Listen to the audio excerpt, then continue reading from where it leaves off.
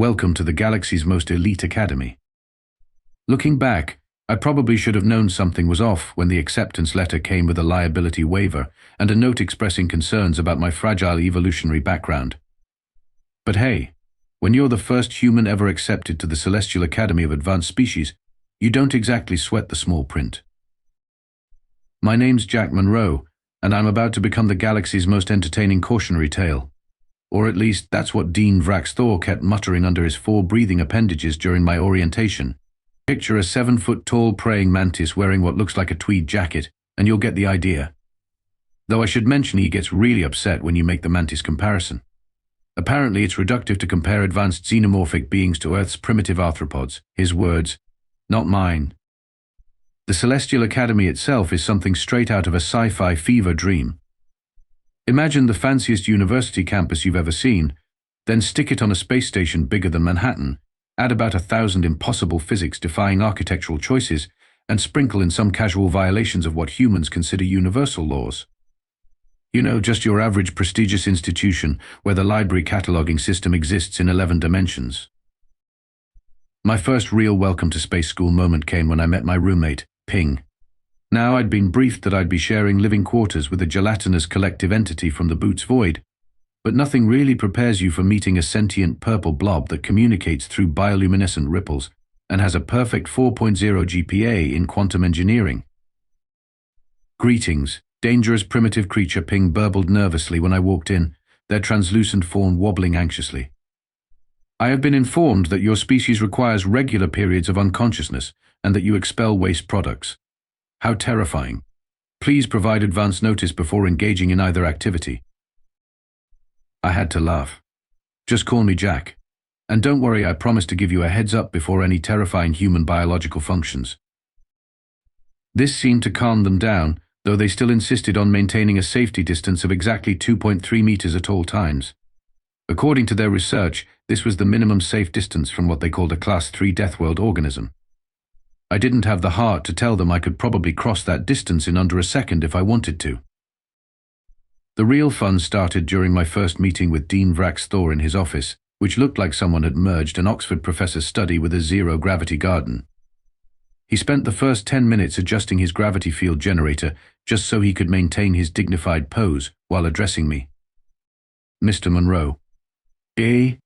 He chittered, mandibles clacking in what I would later learn was academic disapproval. While we are honored to have our first Earth representative, I must express some concerns. Your planet is classified as a Class-3 Deathworld.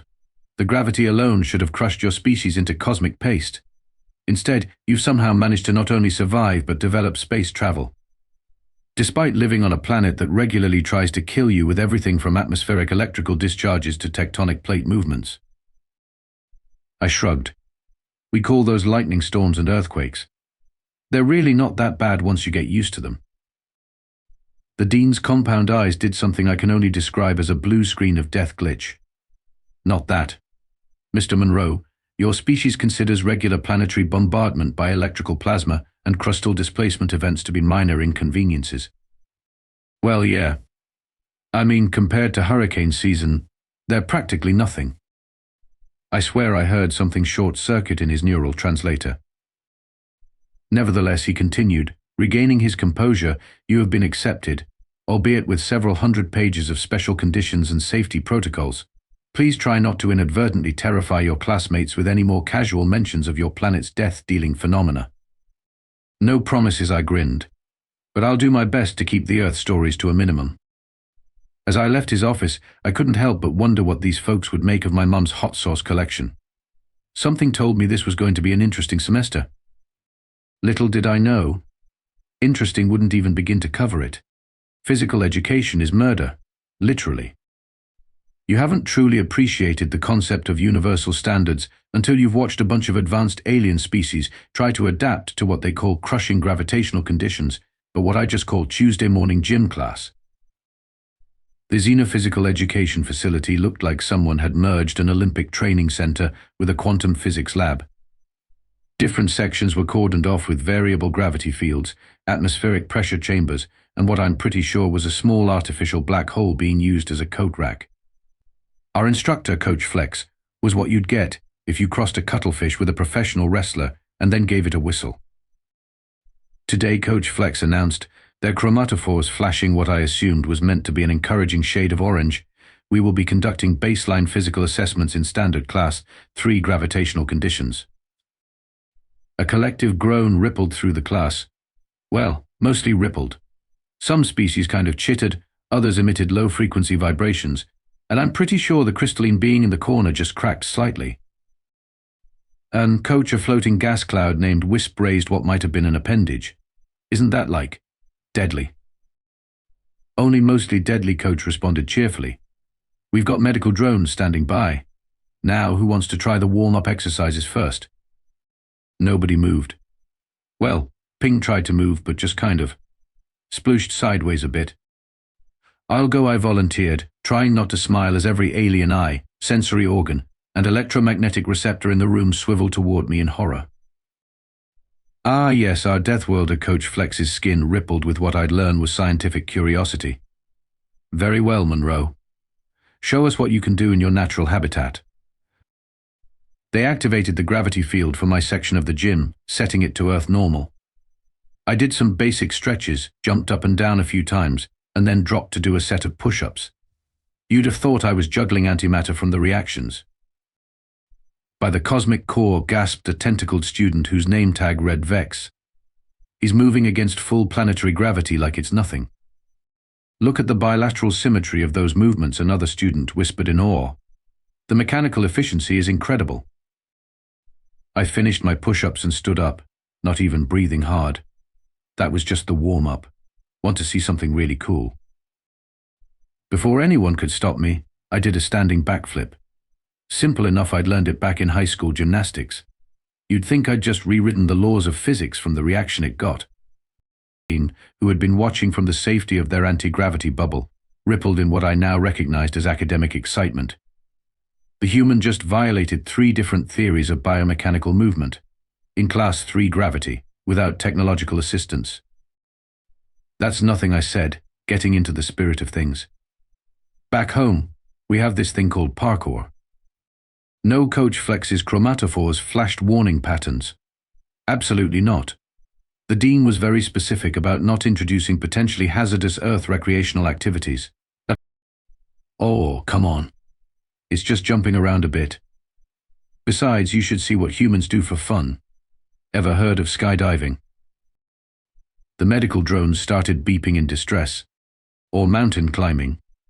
Though I guess that's pretty tame compared to free soloing. A crystalline student fainted, shattering into what I hope was a recoverable number of pieces.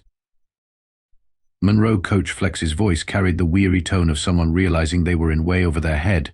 Perhaps we should focus on more conventional exercises. But it was too late.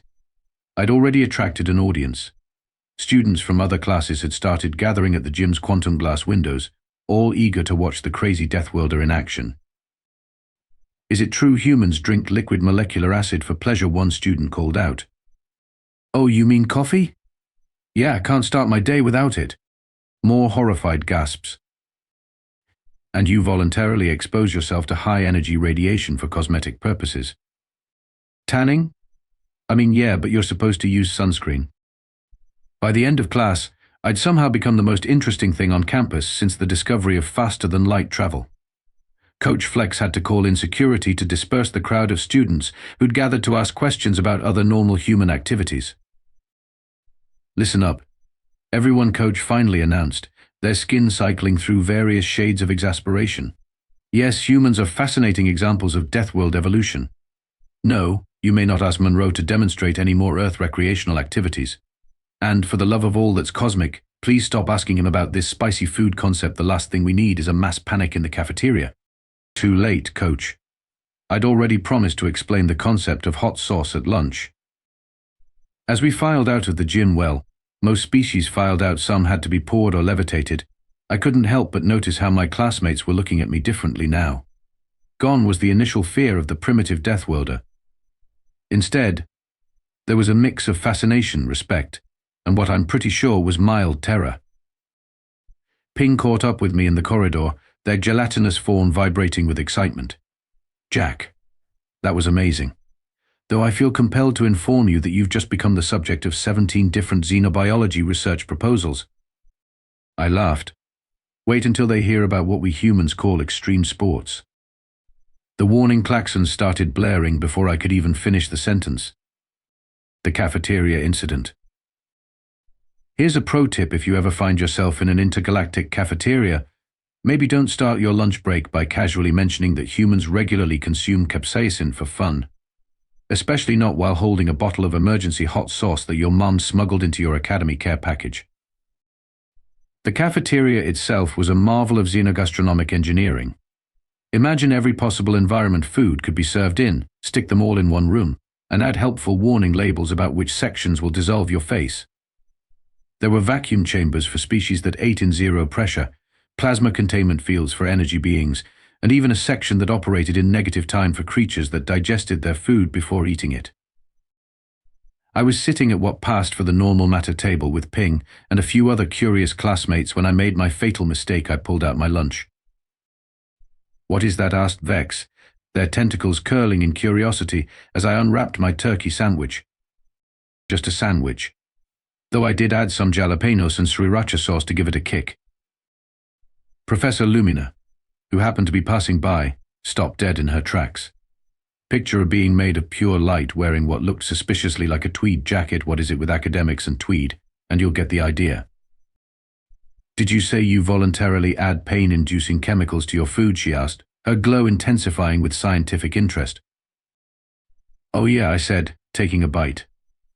"This is pretty mild, though. You should try my mom's ghost pepper sauce. Now that's got some real heat."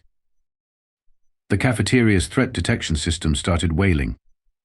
Fascinating. Professor Lumina pulled out what looked like a quantum scanner. "Your species deliberately ingests neurotoxins for pleasure. The evolutionary implications are staggering."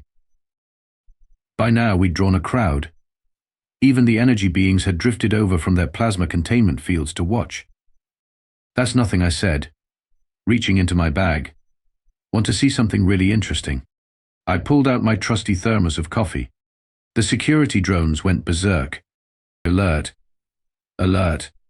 Class 2 molecular acid detected in cafeteria. This is not a drill." "Relax," I tried to calm everyone down as emergency containment fields started deploying. "It's just coffee. Look." I took a long, deliberate sip. 3 crystalline beings shattered in shock. Ping turned a fascinating shade of green I didn't even know they could manage.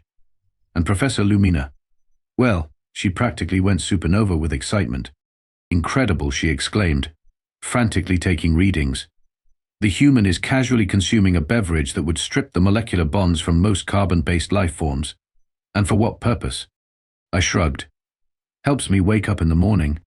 "You need molecular acid to achieve consciousness?" Vex asked, horrified. "Nah, I just like the taste. Plus the caffeine gives you a nice buzz. The poison gives you euphoria," Ping burbled weakly. "Kind of? I mean, you should see what happens when humans don't get their morning coffee. That's when things get really scary." The dean's voice came over the intercom. "Mr. Monroe, please refrain from causing mass hysteria in the cafeteria. And for the love of all that's cosmic, put away that Class 2 molecular acid before someone calls the Galactic Health and Safety Board." But Professor Lumina wasn't about to let this go. "Mr. Monroe, would you be willing to participate in a research study? The implications of human dietary habits on our understanding of Deathworld evolution are simply too significant to ignore." "Sure," I said, taking another bite of my sandwich. "Though fair warning, this is pretty basic stuff. Wait until I tell you about competitive eating contests." The medical drones started preemptively administering anxiety medication to the entire cafeteria. "Oh, fugu, that's this fish that's super poisonous unless you prepare it just right. People pay good money to eat it." His Professor Lumina's glow intensified to near blinding levels. "Your species pays to consume potentially lethal neurotoxins. For entertainment." "Well, when you put it that way, it sounds weird." The dean's voice returned, now with a distinct note of panic. "Professor Lumina, please do not encourage the human to share any more details about Earth's culinary abominations. The insurance company is already threatening to cancel our policy." As security began evacuating the cafeteria, I couldn't help but notice Professor Lumina sneaking my thermos into her specimen container. Something told me Earth's cuisine was about to become the hottest topic in xenobiology research. Ping, still a slightly queasy shade of green, wobbled closer. Jack, is there anything on your planet that isn't trying to kill you? I thought about it for a moment. Well, there's always vanilla ice cream, though I prefer mine with hot fudge sauce. The evacuation siren started up again before I could finish. That time Earth had a small weather problem. Somehow I got roped into giving a presentation in comparative planetary sciences. Professor Lumina, still buzzing from our cafeteria incident, thought it would be enlightening for the class to learn about Earth's natural phenomena. The dean tried to veto it, but apparently the Academy's Board of Scientific Discovery overruled him. Something about unprecedented research opportunities. I stood at the front of the classroom, which was really more of a holographic amphitheater, while my classmates huddled safely in their reinforced seats. Dean Vraxthor himself had shown up, presumably to make sure I didn't cause another mass evacuation. So I began, pulling up an image of Earth. Let's talk about weather. Ah, yes, Dean Vraxthor chittered nervously. Perhaps we could focus on your planet's more peaceful meteorological phenomena, like precipitation. Oh, you mean like hurricanes? The holographic system helpfully projected a Category 5 hurricane over the classroom. Several students immediately engaged their personal shield generators. These big boys can have winds up to 157 miles per hour or more, I explained cheerfully. They're basically giant spinning storms that can flood entire cities. We get them pretty regularly during hurricane season. Ping burbled in horror. You have a designated time period for these atmospheric apocalypses. Well, yeah. Just like tornado season. The dean's mandibles started stress clicking. Mr. Monroe, please tell me a tornado isn't what I think it is. I grinned as the hologram shifted to show a massive twister. If you're thinking of a violently rotating column of air that can toss cars around like toys and level buildings, then yeah, that's exactly what it is. Chase them, Professor Lumina's glow pulsed with fascination. For what purpose? Science, mostly. Also, it's kind of fun. 3 students fainted. The dean looked like he was seriously reconsidering the Academy's admission policies. But hey, that's just atmospheric stuff, I continued. Want to hear about geological events? Please, no, someone whimpered from the back. They're like earthquakes. That's when parts of the planet just decide to shake everything around. Buildings sway, ground cracks open. Sometimes you get tsunamis. Those are giant waves that can swallow coastal cities. The holographic display struggled to keep up with my descriptions, creating a terrifying medley of natural disasters. A crystalline student started stress fracturing. And don't even get me started on volcanoes. Those are mountains that occasionally spew molten rock everywhere. Some of them are underwater, which is pretty cool. Others are what we call supervolcanoes. They could theoretically trigger an ice age if they erupted. Dean Vraxthor finally found his voice. Mr. Monroe, are you telling us that your species evolved on a planet that regularly experiences apocalyptic weather events, crustal displacement, and mountains that excrete molten planetary core material? Pretty much. Though you forgot about the lightning storms. And wildfires. Oh, and avalanches, that's when a whole bunch of snow decides to race down a mountain all at once. Professor Lumina was frantically taking notes. And your species not only survived these conditions but built civilizations despite them. Because of them, actually, I corrected. Nothing motivates human innovation like trying not to die from natural disasters. We've gotten pretty good at predicting them too, most of the time. Most of the time. Ping had turned a new shade of pale I hadn't seen before. Yeah, sometimes they surprise us. Like that time a volcano in Iceland shut down European air traffic for weeks, or when a meteor hit Russia and nobody saw it coming. That was wild. Meteors, the dean's translator almost shorted out. Your planet is also regularly bombarded by space debris. I mean, not regularly. The big ones only hit every few million years or so. The small ones burn up in the atmosphere. Usually. The holographic system gave up trying to render all of Earth's natural disasters simultaneously and displayed a simple error catastrophe overload message. This is Dean Vraxthor paused, his compound eyes doing that glitch thing again. Mr. Monroe, I believe we may need to reconsider Earth's classification. A planet that routinely experiences such phenomena and produces a species that not only survives but considers them unremarkable. This goes beyond Class-3 Deathworld status. Does this mean I get extra credit for living somewhere really interesting? I asked hopefully. Professor Lumina's glow had reached enlightenment levels of brightness. Mr. Monroe, would your species be interested in consulting on planetary defense systems? Your expertise in surviving catastrophic events could be invaluable. Sure, though most of our survival strategies involve either running away really fast or building really strong buildings. Oh, and insurance. We invented insurance specifically because our planet keeps trying to kill us. The dean looked like he was having an existential crisis. You developed financial instruments to cope with regular planetary devastation. Well, yeah, we had to figure out something to do between disasters.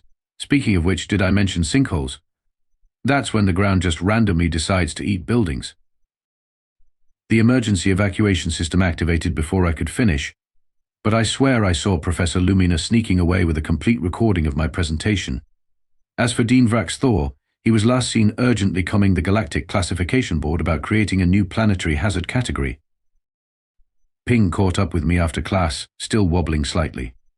Jack, is there anything on your planet that isn't actively trying to destroy everything? Of course. We've got lots of nice days too. Except during allergy season. The medical drones started dispensing anxiety medication again before I could explain pollen counts. The final exam survival challenge. You know your reputation for survival has gotten out of hand when the Academy's final exam committee decides to design an entire survival challenge around your planet's conditions. I probably should have seen it coming after Professor Lumina published her paper Deathworld Adaptation, How Human Resilience Redefines Survivability Parameters in the Galactic Scientific Journal. The challenge was simple enough. Students would be placed in various simulated planetary environments and had to demonstrate basic survival skills. The environments ranged from gas giant atmospheric conditions to frozen methane lakes. Pretty standard stuff for most species until they unveiled the Earth Zone. Today's final challenge. Dean Vrax Thor announced to the assembled students, "We'll test your ability to adapt to various extreme planetary conditions. And yes, we have included an Earth simulation. Though I must stress that participation in that particular zone is strictly voluntary and requires signing 17 different liability waivers." The testing facility looked like someone had taken slices of different planets and stuck them all in one massive chamber.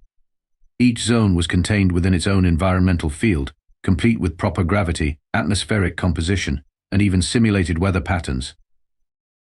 Remember, the dean continued, his mandibles clicking nervously. The goal is not just survival, but demonstrating practical problem-solving skills in adverse conditions. I started with the standard zones.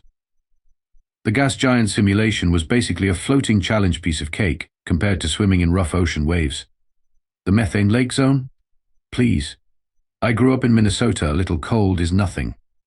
The high gravity chamber that had most species pinned to the ground. That's just like that time I had to help my uncle move his couch up 3 flights of stairs. Then came the Earth Zone. The other students gathered around the observation window, morbidly fascinated as I stepped into what they considered a death trap, but what I called Tuesday. Beginning Earth simulation, the computer announced. Warning: extreme conditions ahead. Multiple hazards detected. The simulation started with a mild earthquake. I casually braced myself in a doorway while several monitoring systems started screaming about tectonic instability. Subject displaying unexpected stability in crustal displacement event, Professor Lumina noted, her glow pulsing with excitement. Then came the weather portion. Wind, rain, and yes, my old friend lightning. I actually started enjoying myself, showing off a bit by demonstrating proper lightning safety procedures and an emergency shelter construction. Fascinating, Professor Lumina's voice came over the comm. The human is treating Class 4 electrical atmospheric discharge as a minor inconvenience. That's when things got interesting. Not because of the simulation, because of reality. The station's main power core hiccuped. Just a tiny fluctuation, but in a facility running multiple artificial environments, a hiccup is all it takes. Warning klaxons started blaring as environmental fields began to collapse. Emergency Dean Vrax Thor's voice crackled over the intercom. All containment fields are failing. Multiple environment merge imminent. This is not part of the test. I looked around at the chaos. Students were freezing in the methane leak from the ice zone. Others were being crushed by pockets of high gravity. The gas giant atmosphere was mixing with the volcanic simulation, creating what I'm pretty sure was acid rain. Right then, I muttered, falling back on good old human disaster response training. Time to put those Deathworld survival skills to work. First priority, environmental hazards. I grabbed the emergency atmospheric filters from my survival kit, always be prepared, as my scout leader used to say, and started distributing them to the nearest students. Jack Ping called out, their gelatinous form quivering in the increasing gravity. The environmental safety systems are locked down. We can't access the emergency protocols. Have you tried turning it off and on again? I shouted back, already climbing through a maintenance shaft to reach the control room. The looks of confusion from my alien classmates suggested that universal tech support solutions weren't so universal after all. The control room was a mess of flashing lights and warning signals. Dean Vrax Thor and Professor Lumina were frantically trying to prevent a total system collapse. The fail-safes have failed, the Dean chittered in panic. We need to evacuate. Or I said, cracking my knuckles, we could try something crazy. Mr. Monroe, this is hardly the time for. Listen, I interrupted, you've got a facility designed to simulate my planet's worst conditions. Right now, those conditions are going haywire. Who better to handle it than someone who grew up dealing with exactly this kind of chaos? Professor Lumina's glow brightened. He has a point, Dean. What followed was probably the most intense 20 minutes of my academic career, using what I'll call creative problem solving, and what the Dean later called terrifying Deathworlder intuition. We managed to channel the excess energy from the failing containment fields into the station's auxiliary power systems. It was basically like redirecting a flood to put out a fire if the flood was made of quantum particles and the fire was a cascade of failing reality containment fields. Rewrote the plasma flow through the emergency coolant systems, I called out, while simultaneously helping a crystalline student avoid shattering in the pressure fluctuations. It's just like dealing with a supercell thunderstorm, except everything's on fire and physics is having a bad day. Somehow it worked. The containment fields stabilized, the environment separated, and the station didn't explode. I counted that as a win. As the emergency response teams arrived fashionably late, as usual, I found myself surrounded by shocked classmates and faculty. That was Dean Vrax Thor seemed to be struggling with his translator, ... unprecedented. You treated a catastrophic system failure like a minor inconvenience. I shrugged. When you grow up on a planet that regularly tries to kill you, you get pretty good at improvising. Professor Lumina was practically vibrating with scientific excitement. Do you realize what you've done? You've just demonstrated that Deathworld survival adaptations can be applied to advanced technological systems. This changes everything we thought we knew about evolutionary advantages in space-age society. Does this mean I passed the survival challenge? I asked hopefully. The Dean's mandibles clicked in what I'd learned to recognize as resigned amusement. Mr. Monroe, I believe we'll have to create an entirely new grading scale just to accommodate whatever it is you just did. Dean boozed over, still slightly frazzled but intact. Jack, remember when I asked if there was anything on your planet that wasn't trying to kill you? Yeah, I think I understand now. When everything's trying to kill you, you get really good at not dying, I finished with a grin. Though I have to say, this was way more exciting than my regular Tuesday night study group. The emergency system started beeping again at the word exciting, but by then, everyone was too busy laughing to notice. Maybe Deathworlders aren't so bad after all. It's funny how saving a space station from catastrophic environmental collapse can change people's perspectives. One day you're the scary Deathworlder everyone keeps their distance from. The next you're being invited to give guest lectures on creative crisis management, the Earth approach. Dean Vrax Thor called me into his office a week after the incident. His gravity generator was actually set to Earth normal this time, which I took as a good sign. Mr. Monroe, he began, mandibles clicking thoughtfully, I believe I owe you an apology. For what I asked? Genuinely curious. The 17 liability waivers?